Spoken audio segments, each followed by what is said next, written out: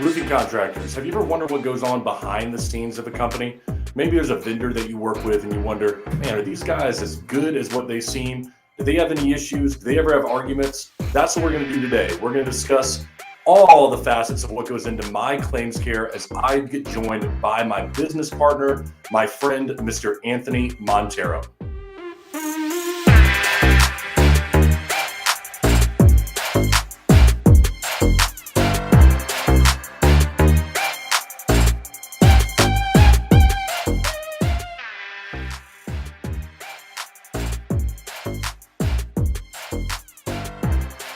All right, welcome to A Roofer's Den. And like I said, I have got a great guest for you guys here today. I've got Mr. Anthony Montero, a man that I probably talk to a dozen times a day, but now I get to talk to him in front of you guys. He has got one heck of a story.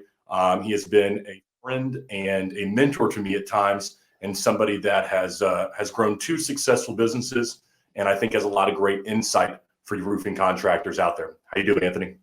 I'm doing well. How you doing, Pat? Another conversation, huh? Yep, just probably the 20th phone call today. So, easily.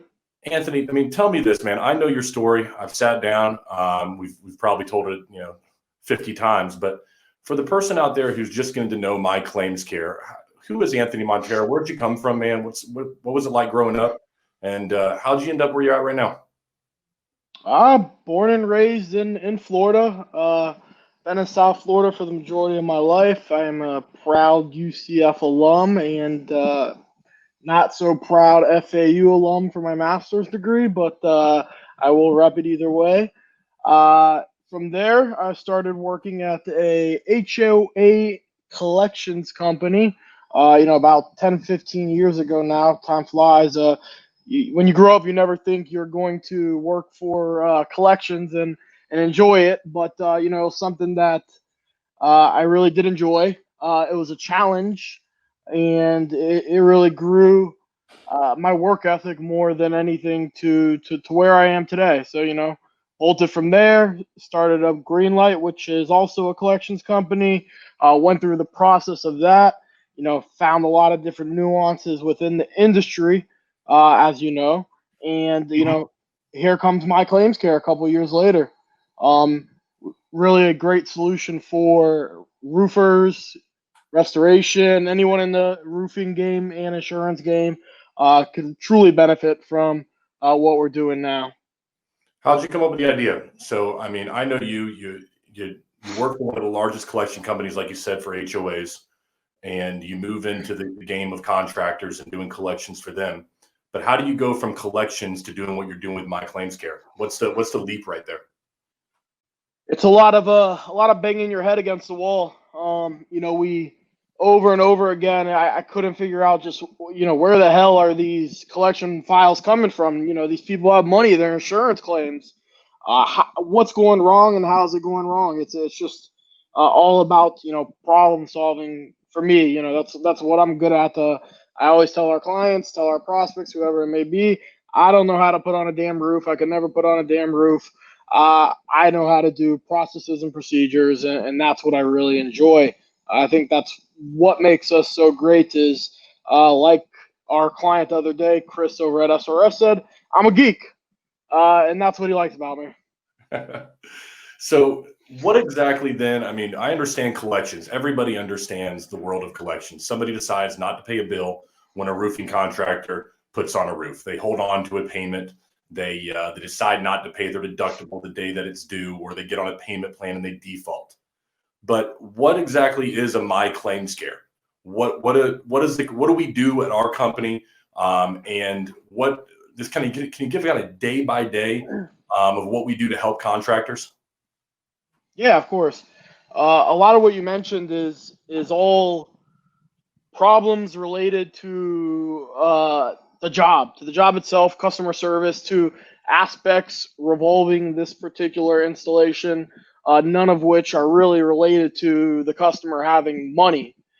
Collections is a reactive solution to this issue of non-payment.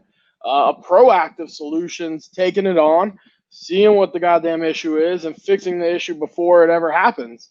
We really take the approach that we believe truly we could stop it from happening whatsoever, and completely change, the stigma of collections and of contractors. We both are very, very, very, very bad stigma in the sense that it's a negative industry for the reputation related to customer service, the way you treat people, and overall business practices. And mine claims care is the exact opposite of all of that. So for some, I see a lot of roofing contractors out there, and they're afraid to admit that they got a problem. They think to themselves that, I've got $300,000 or a million or $1.5 million or whatever long your company is. I've got all this money sitting out in AR that's due to me, but that's just the way that the industry is. There's nothing that can be done about it. What do you say to someone like that who's sitting on $1 million in revolving AR and they can't seem to catch their own tail? I would tell them politely, if that is what you're fucking okay with, you're crazy, because there is zero reason why you should ever be okay with $500K in AR on money that's backed by a goddamn insurance company. It's absolutely insane to me. It's all related to piss poor something one way or another, and that's fine. I say the same thing to everybody: stick in your lane. This is what I'm good at. If you're good at putting a roof on, this could be a very nice marriage together. But having the self-realization to just understand what you are and what you are not good at, step one. So for the roofing contractors that are watching out there, it is not acceptable that you have $500,000 sitting in AR. And what's I oftentimes hear is, well, Patrick, I'm going to collect that 500,000. I'm going to collect that million in AR that I have right now. It's going to be collectible. But as soon as you collect that $1 million in AR, there's another $1 million, because it's just a revolving door that comes in that you can never, ever catch up with. That is access to cash that you never have. The reason that Anthony and I do this every day, and I think, Anthony just alluded to it, is the absolute craziness that this is the acceptable norm in the industry, that you can just go ahead and sit there and sit on $1 million in AR with an insurance company that is in no rush whatsoever to get you your money. I mean, would you agree, Anthony? Yeah, I couldn't agree more. If you would have told yourself 5 years ago when you're starting this roofing company that one day you're going to sit on $500K at any given time in receivables, you would not believe yourself that is acceptable. I see zero reason to do that whatsoever. If it was acceptable to sit on it, you wouldn't have a whole team of people trying to collect it. So that brings up a great point, because that's what roofing contractors are doing out there.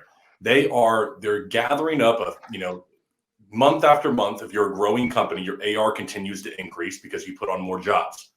And then to go ahead and combat that, what they do is they hire more individuals and pay more salary and more overhead to try to go chase that money. The whole entire system is broken. And I just can't get, we talk to people all the time, and you hear this when you do onboarding calls, which we'll talk about in a few.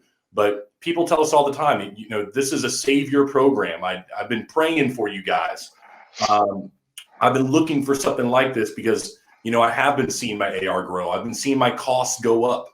And right now I'm just, I'm drowning in this AR. I'm drowning in this money that I'm owed, but yet I don't have it. And I've done all the work, and I have bills to pay. I've got to pay the labor. I've got to pay the cost. The insurance haven't come in. Yeah, typically we sign up two type of clients. You'll have a client that really, really needs us in the sense of they don't have the capital to grow. This is a great solution to really launch their business. You could scale a whole company just around the sales team. You do not need any back office support whatsoever as you're looking to really launch your own business. And then you have the bigger boys, the ones that are sitting on 500K, 700K, $1 million in receivables. That we are a insurance for insurance companies. That's really what it is. We are their insurance. We allow them a peace of mind of, okay, if I'm comfortable sitting on 500K, well, shit, why wouldn't I give up 5 to 7% of all of that to never have to worry about it again? All it is like a bond for your insurance claims, essentially. That's a really good way to put it. Insurance for your insurance. It's kind of interesting because, you and I, we say this stuff all the time, but now we have to say it in front of, an audience here. But it's something that you and I talk about daily. Another thing we talk about is how we can add value to our clients. Each and every day, what can we do differently? What can we do more of? Can you just talk about you personally as a leader of the company? You're somebody that I've worked with for a number of years. Just some of the values that drive you every day. I mean, personally, guys, I know this guy is up at 2:00 in the morning, 3:00 in the morning working. Why do you do it, man? I mean, what drives you to do the things you do every day and to sacrifice what you do? It's funny you say that. I was trying to think of something that was a driving force growing up, or what it is, or why I work hard and all of that. I honestly have no idea. I guess it has to be an ego thing. It has to be the fact that I want to be the best, if I had to guess. I feel like the 24-year-old me would give you some bullshit, but the 35-year-old me understands who I am and what it is. And I think everybody that gets to a certain level of achievement in life has an ego. And I have no problem admitting it to you or anybody else. I want to be better. If I hear someone's waking up at 3 a.m., I want to be up at 2 a.m. It's the Miami Heat culture. All right, I got you. So let's talk about the balance of that ego, because I know it's a balancing games that we have to play, because not everything goes right. When you're tearing off a roof, if you're doing 1,000 roofs, not every roof is going to go right. We all know that. You're tearing off a third of someone's house. The same thing when you're funding the literal millions and millions of dollars that Anthony and I are every week. Not every job goes right. There are things that slip between the cracks. There are mistakes that are made by employees. So how do you balance that ego with some humility, Anthony, as you deal with a lot of fires every day, not only from not customers, but internally. You deal with people leaving your ops team, or you deal with having to fire individuals. So can you talk about just balancing that with humility a little bit, and how I know you've grown so much over the last 3 years being able to do that? Yeah, I mean, owning a business, it's a rude awakening to what really happens behind the scenes. At the prior job, even though I was the director of operations, at the end of the day, it's not your name. It's a different company, it's a different owner. They're gonna run it the way they want to, with whatever processes, procedures, ethics, whatever it may be. They're gonna do it their way. Now it's my name, my reputation, of which my ego wants to be the best and provide that service. Humility comes with that. You can't always let ego be. See, I don't think of ego as a negative thing. It's an ego in the sense that I want to be the best, but not that I think I'm the best. I don't know if that makes sense, but I'm driven to do well, and I don't want anything to stop me, and that's where the ego comes in. Humility is something that I have to deal with all day long. Especially not being the face of my claims care. I'm the one that has to definitely get out in some of the fires, make sure that people aren't personally think of Patrick Carr when they think of my claims care. Those are the type of things that I got to deal with all day, every single day. All right, so let me ask you a question then. I mean, you get up early, you stay late. I know it's because you take such pride in the name and the company that you have out there. What mistake do you see the most, though, from business owners? We deal with hundreds of contractors, if not thousands, in the past few years.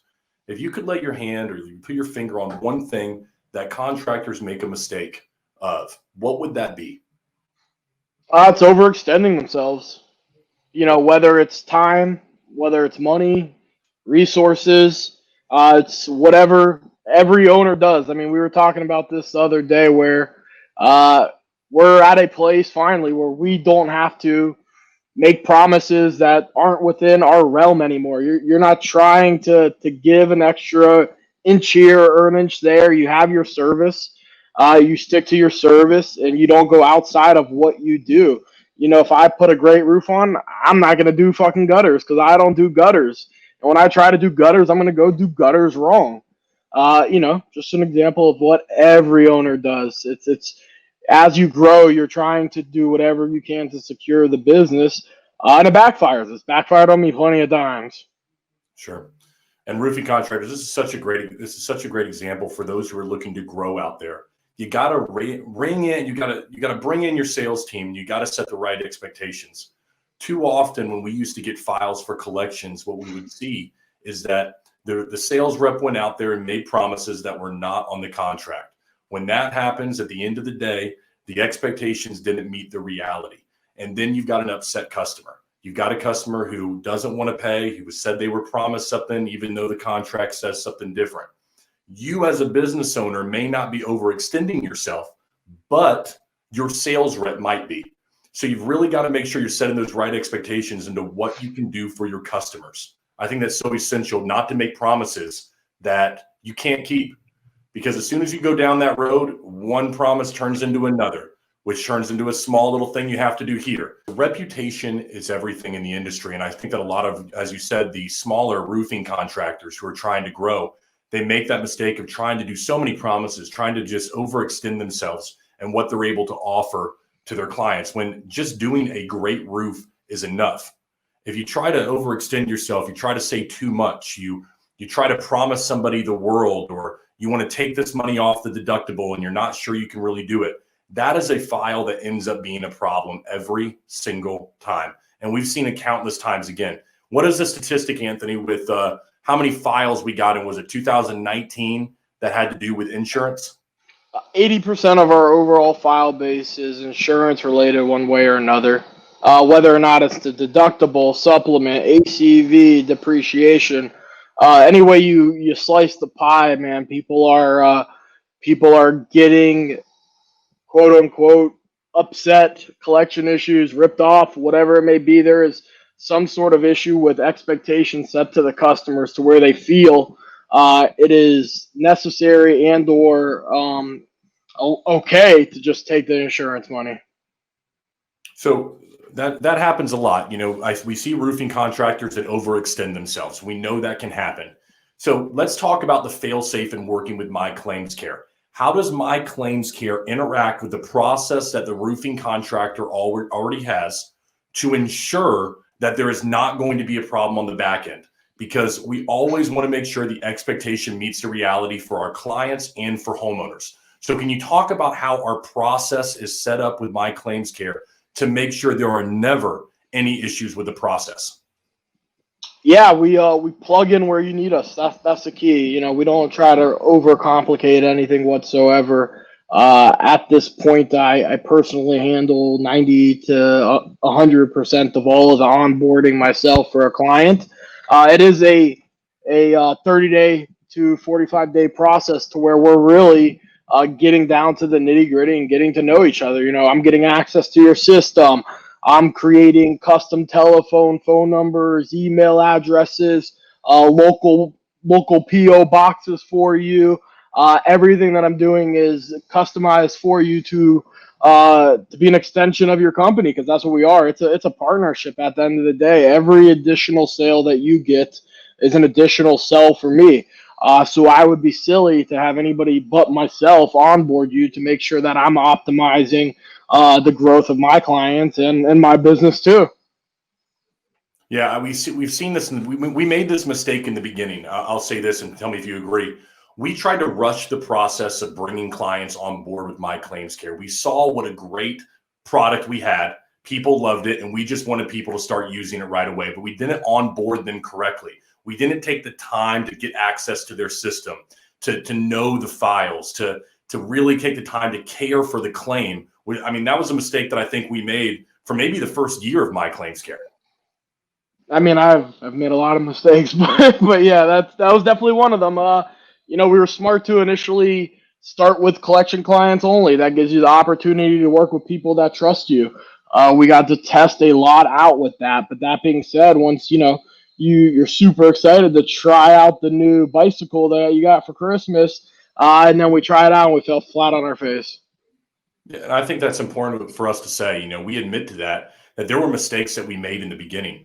And there were clients that, maybe didn't get the service that they were supposed to get, but you learn from those mistakes. And I think that's what roofing contractors should understand, is that especially if you're beginning, you're going to make mistakes. There are going to be things that go wrong on a job site.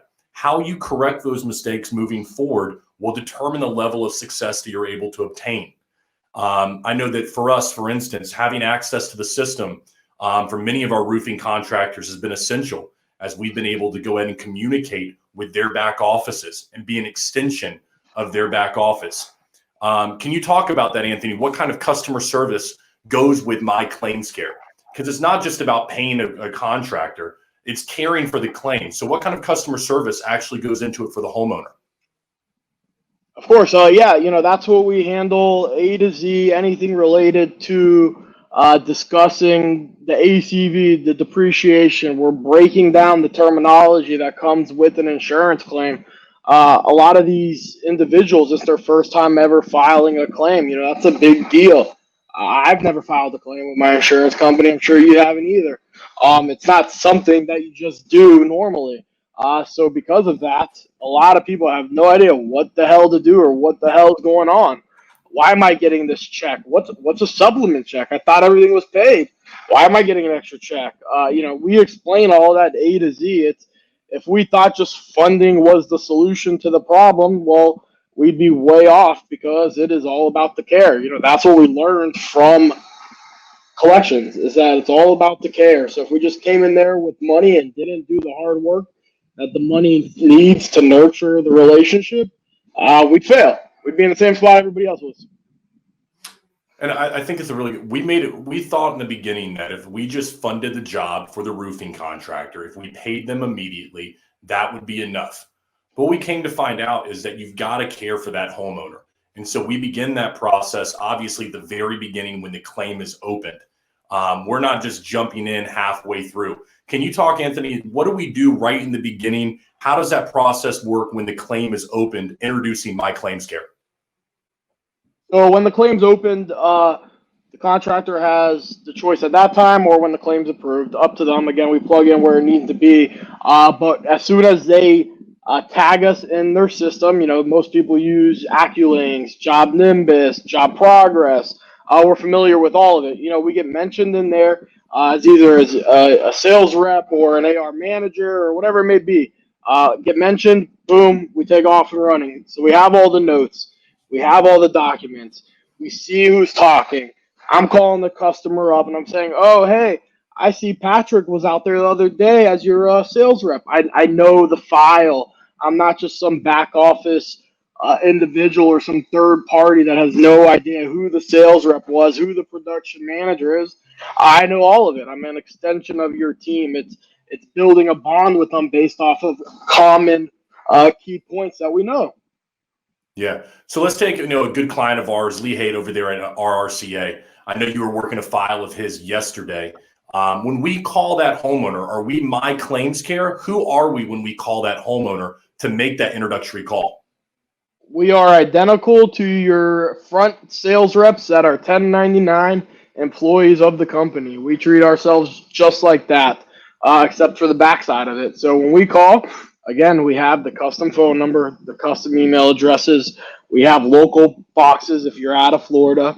It doesn't matter what it is. We tailor fit absolutely everything to meet your needs. We recommend that you put our phone number on your website because it's yours at the end of the day. Port it over, take it with you if you leave us.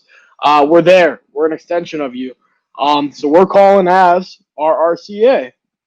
Right. So I know Miguel as My Claims Care, introducing some third-party company into the equation who doesn't, the customer's just the hair is going to stand up on the back of their neck, not knowing who is this? Why is this person being introduced to me? I thought I was working with RRCA. I thought I was working with Nationwide or Structure Ace. Now I'm working with this secondary or third company. That's not what we wanted. We want to be an extension of the contractor, correct? Correct. Just like the sales rep isn't saying that I'm Anthony Montero representing RRCA, I'm not saying that. We're exact extension, just on the back end plugin.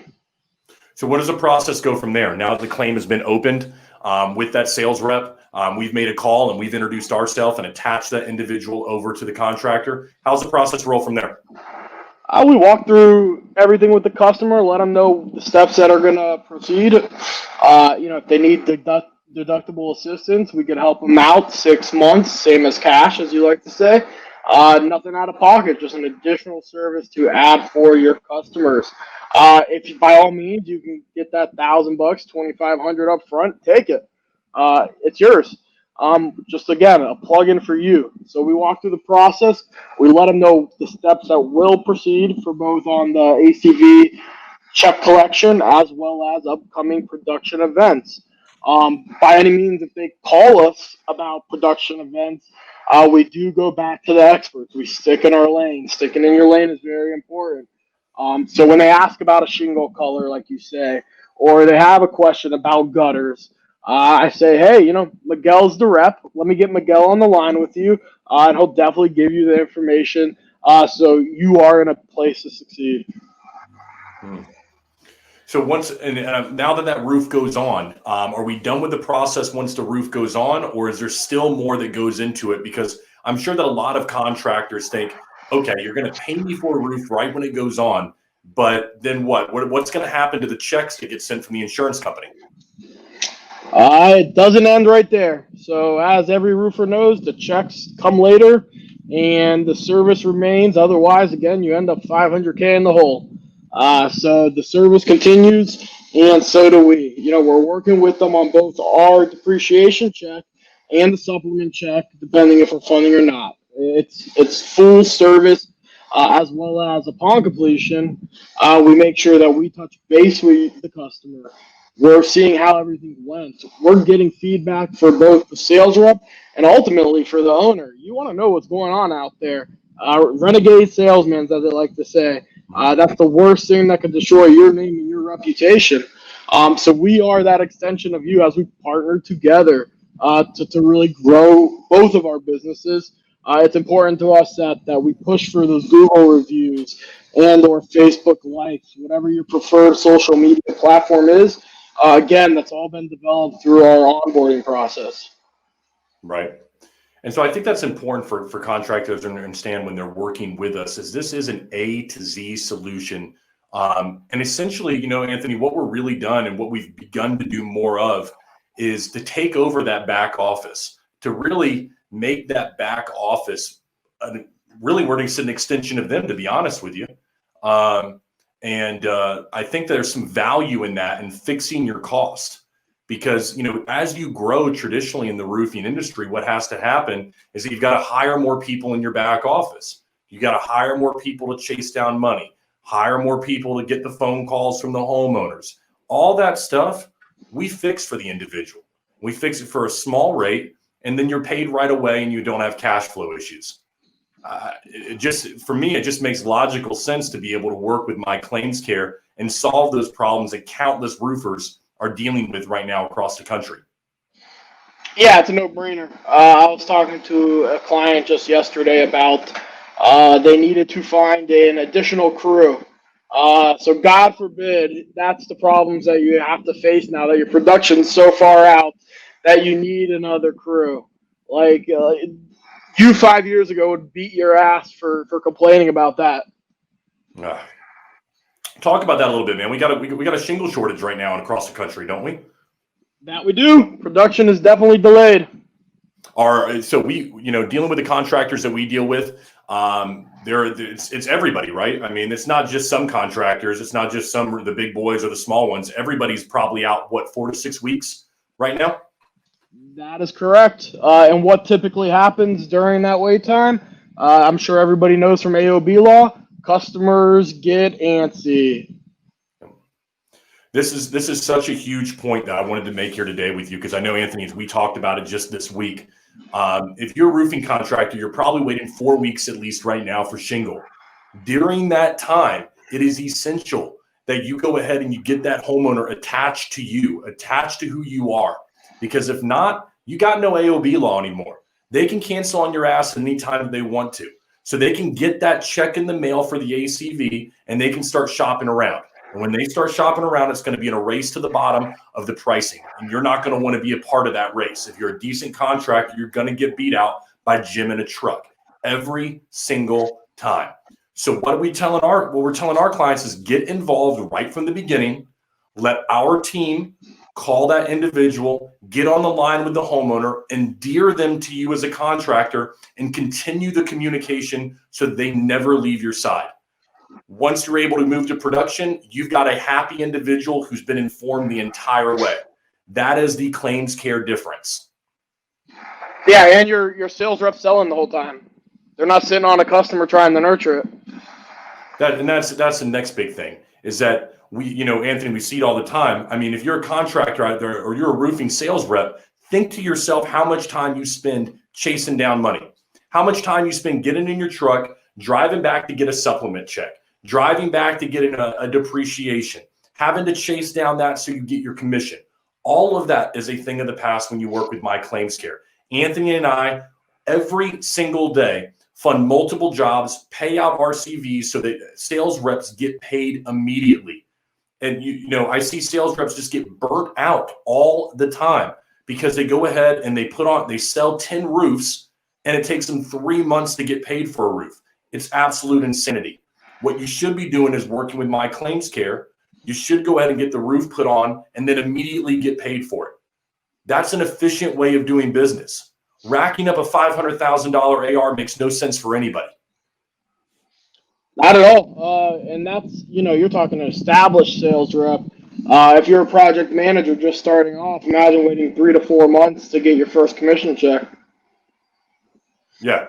And we see that a lot. We see guys who get involved in the industry because they think there's going to be a lot of money in it. They're easily going to make 6 figures if they just sell a few roofs a week. And then they come to find out that it's going to be 3 months before they get their first check because it's going to take 3 to 6 months for that insurance company to pay out everything. And a lot of companies don't pay their sales reps until they're paid in full on the account. And then people get burnt out. They get discouraged. And when you got a discouraged sales rep out there in the field, they're not selling the product to their full potential. Yeah, and Alex over at Gale Force, one of our newest clients, he brought up a very thoughtful point, which I think is so underappreciated. Just the quality of life for the sales rep of that 2 hours back and forth chasing checks. Like I'm sure you'd rather be home with your family than driving around 8 o'clock at night chasing an $8,000 check for somebody else. Yeah, it's a great point. I remember Alex bringing that up. It was such a good point in our meeting with him.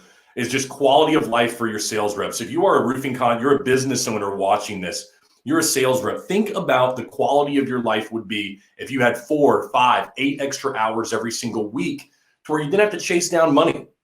Would you give up 7%? Would you give up a small percentage, maybe even lower than that, to never have to chase down a check ever again and be paid right away?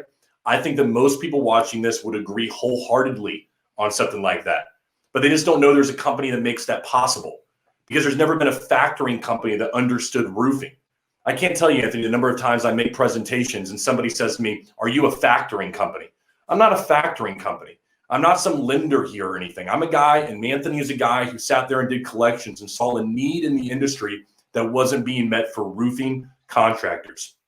You guys are out there, you're busting your ass, and you're not getting paid for your work, and you can't grow your business because your AR is there and you can't get it. You can't, you're just reaching for it every single day, but yet you can't get paid because you're having to chase down the damn money from the insurance company. And then even once they do go ahead and issue it over to you, you got to get a lender to endorse the damn thing. So it's going to take another 2 months, especially with COVID.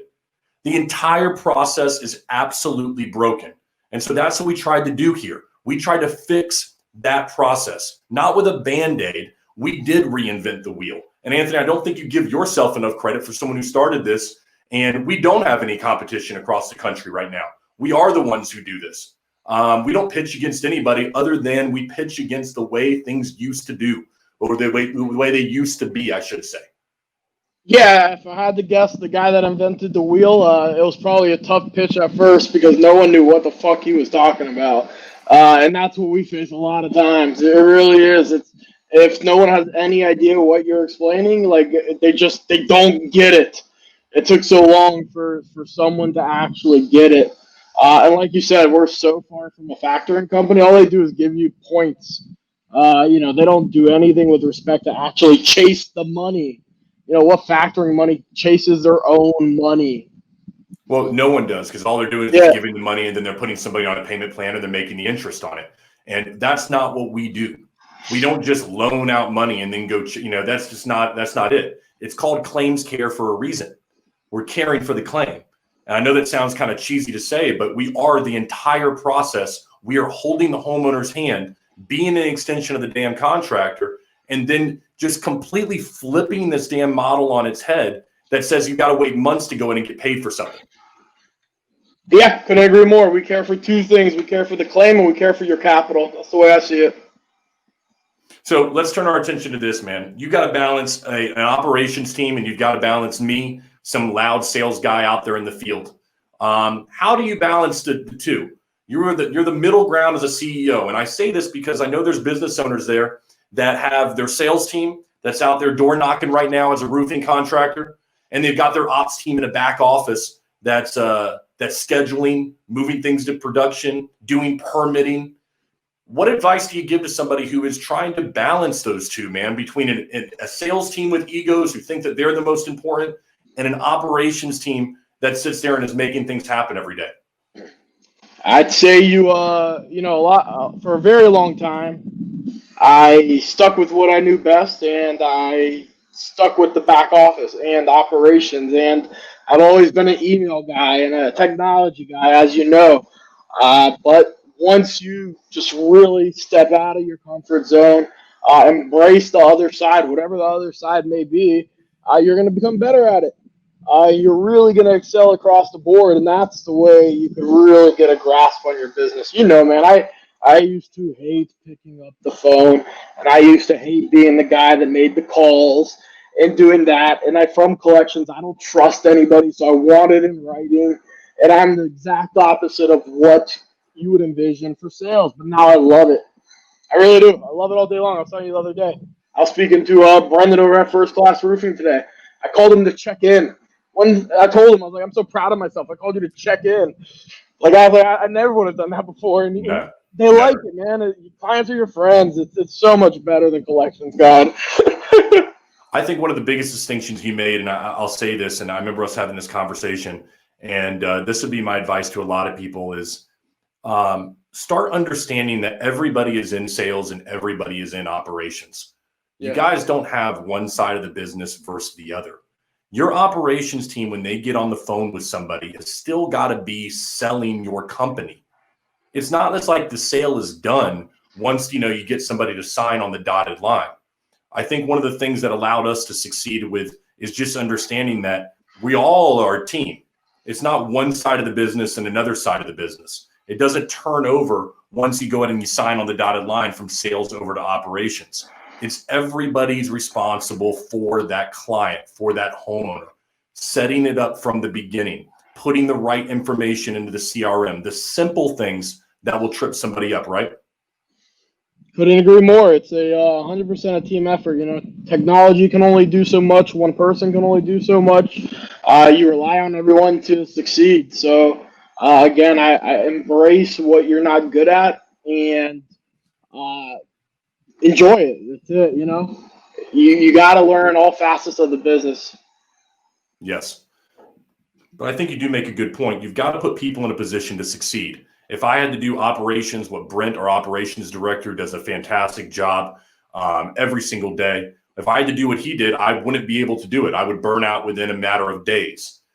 There's just so much process and so much just every single day, just having to deal with 100 different things coming at you. I'm more of the sales guy. I like to be out there speaking, talking to people, shake hands, kiss babies, that kind of deal. But I think one of the things you've done is been able to put together a team that plays to the strengths that they have. You've got Anna on your team, who's very organized, never misses anything. I've got Corey on my team, again, very detailed, can talk to a customer, but also can talk to a homeowner. Do you think that specializing in one area is important, or should everybody be able to do every job there is within a company? If you're a jack of all trades, you're not doing anything right. You got to stick with one thing. I've done it all the time. If I try to give an employee too much, it's not fair to the company or the employee. You got to have one person do one thing and be really damn good at that one thing. And that is such an easy mistake to make as you start off, because I'm sure it's your wife's friend that started as your receptionist and then grows into your office manager 5 years later, and she's wearing 10 different hats, doing collections, doing production, doing this. One lane, man. That's it. We've been talking about that because that's been something recently we've tried to improve upon is, just find what someone's good at and just let them do that. Because most people are idiots. Most people can't do more than one thing well. So if you got somebody that answers calls really well, then let them answer calls. If you got somebody that crushes them on social media, then why are you having them answer calls when you got somebody who can do it better? If you have a sales rep who is wonderful and great at knocking on doors, but they can't make a cold call or take an incoming call to save their life, then find what they're good at and let them do it. Stop trying to force somebody that round peg into a square hole type deal. It's not going to work. So I would just say that if you've got someone great, let them do what they're great at. It sounds so simple, but we try to get somebody to be a little bit of everything when we've got them exactly what we need right now. And I think that's something we've improved upon. I was going to say that, and that goes back full circle to the beginning of our conversation, which as a company, you should only be doing one thing and being good at that one thing. It should be a whole organizational goal to be perfect at one thing, and that's it. And I think that's what we were saying. You said it, you alluded to early in the conversation. We can't put on a roof at My Claims Care. That's not what we do. We're not going to go out there. We're not going to meet an adjuster either. We are not going to do the job of the roofer. But what we are going to do is make the roofer's job more efficient so that you can get paid right away for the work that you do. And it sounds like such a simple thing. Anthony, I think that sometimes the best ideas are the simplest, but I think it comes from the fact that we saw the need, and that's what we're just trying to exploit right now. And I say exploit in a very kind and a good way, because right now contractors are at the mercy of insurance companies and lenders who don't give a crap about them. And they don't care whether you get your money or not, or whether your company goes under. I mean, just look at the political climate we got right now. You think anybody cares if one business goes under or not? You got to be kidding me. It's not happening. No, I mean, they will legit sit on checks and hold checks to accrue interest on a daily basis. These lenders 100% do that. They have probably millions of dollars in insurance proceeds just sitting in their accounts, trying to make it as difficult as possible to recover those proceeds, whether it's a homeowner trying to or a contractor trying to. Yep. All right, Anthony. So let's talk about a little bit about you maybe personally, man, because there are a lot of people who want to get to know over the coming years the guy that they get to work with who owns, My Claims Care. So tell us about, where do you live? Do you got, girlfriend, dogs? What motivates you? What gets you up every day? What makes you happy? What's an average weekend like for Anthony Montero? An average weekend has been work for the last 3 years. I do have 3 little guys, this one included. The unique story behind little Archigan right here. Should I tell it? Can I tell that on the air? So I found this guy literally over a year ago now. So he was, I found him in my girlfriend's apartment complex. So we got back from the farmer's market. I had my 2 labs in the car, just to give you an idea of time frame. I brought up her groceries into her apartment on the 3rd floor, get back down. This little dude is just chilling in the middle of the street. I remember that phone call. I remember you called me thereafter. Dude, and I have 2 dogs, obviously, and I love my dogs, and my dogs sleep in my bed. They have their own bed also. I love my dogs. So I knocked on every door in that apartment building, in the apartment building next to it, and I went to the office manager to show a picture of the dog, let them know I had the dog, and give him my number for when the owner came to look for him. A month later, we even went to Orlando. We went to the UCF game. I brought the dog with me. A month later, after taking the dog to vet, getting it dewormed with whatever health issues it had, the owner showed up out of nowhere, tried to pay to get the dog for my girlfriend. who was living by herself at the time, and just he was her best friend. And the owner essentially threatened her, said, "I know where you live, blah blah blah. If you don't give the dog back." So fast forward to the day before Thanksgiving this year. I get a call from a local vet where a good Samaritan dropped the dog off, and the dog has my microchip because that's how long I had the dog. Wow. So when they called me and said, "Hey, we have Archie," I'm like, "Oh my God, how did this dog get lost again?" And now this dog is mine. So I asked people if I'm a dick or not a dick, but I don't think I'm a dick because fuck that person. And, you know, I even asked you myself. I remember when you found the dog the second time there and they called you. I said, "Hey, man, listen, I know you got your hands full. I'd probably take the dog off your hands because I thought it was such a cute dog when I first met it." Yep, and it was between you and my mother, and then I even told my mom I would, and then I brought him over on Thanksgiving, and I couldn't do it. I knew what this dog has been through. I saw the way he looked when I left him and the way he looked when I got him back, and I just, I couldn't let anybody but myself be the one that had him. Yeah, it's great, man. I know how much I know how much they mean to you. And Yeah. living down there in South Florida, what's the fun stuff for you, man? Are you a gambler? What is your thing? I mean, you've got the casino down there. Do you drink? Do you go out? What's an Anthony Montero night like? COVID or pre-COVID? They haven't changed much. Yep. I like to be home. I like to be with the dogs. I like to be in the backyard. I got the Hollywood Dog Beach about 5 minutes from my house. Put them in my Jeep and go there, man. That's a really simple life. But it wasn't always that way for you. And I knew you personally. It used to be, you used to party, you used to go out, man. You used to go hard. And, I would say that, something in your life clicked. And what was it that changed from Anthony that was out till 4 o'clock in the morning doing things, to the Anthony that we see now who's getting up at 4 o'clock in the morning? Because I know it always hasn't been that way. No, that's true. So it was, I forget what year the Super Bowl was, but whatever year it was, those Green Bay Packers versus whoever they played that year. I got really banged up at a Super Bowl party. Won a couple $100 on the game. I did a backflip into the pool that I was at. Hit my hit my neck on the bottom of the pool. Literally get right out of there. Drive myself straight to the hospital. I was in long story short, I was in a neck brace for 6 months. I guess that really refocused me, to say the least. Repurposed me. And that, I think it's important to note, man, it always hasn't been that way where, you've been as focused as you are on growing a business or on customer service. There were times where, man, the focus wasn't on business. It was just on the next Friday night, the next Saturday night, going out, the girls, the partying and everything that goes with that. Yeah, it's changed a lot for you.